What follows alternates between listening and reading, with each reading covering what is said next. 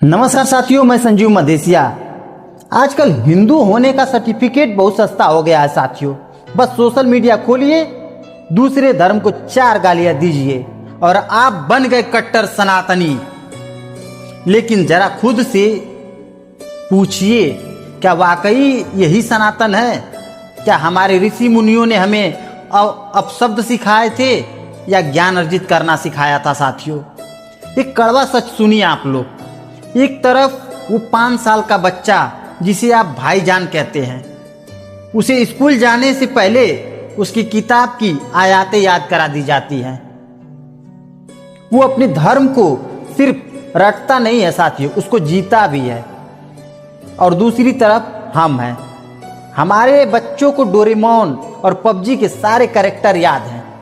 लेकिन अगर उससे पूछ लो, बेटा गीता का एक श्लोक सुना दो, तो वो सिर्फ मुस्कुरा कर खड़ा रह जाता है। गलती बच्चे की नहीं है साथियों, गलती आपकी है, क्योंकि आपने धर्म को संस्कार नहीं, सिर्फ नफरत का जरिया बना लिया है। अब असली सवाल क्या है, इस चीज को समझते हैं। सनातनी कौन है? सनातनी होना सिर्फ नाम या स्टेटस नहीं है साथियों, एक जीवन शैली है, ज्ञान है। अगर आपको गीता के कुछ श्लोक और वेदों के कुछ मंत्र नहीं आते, तो आप सनातनी नहीं, भीड़ का केवल हिस्सा है सनातन के नाम पर।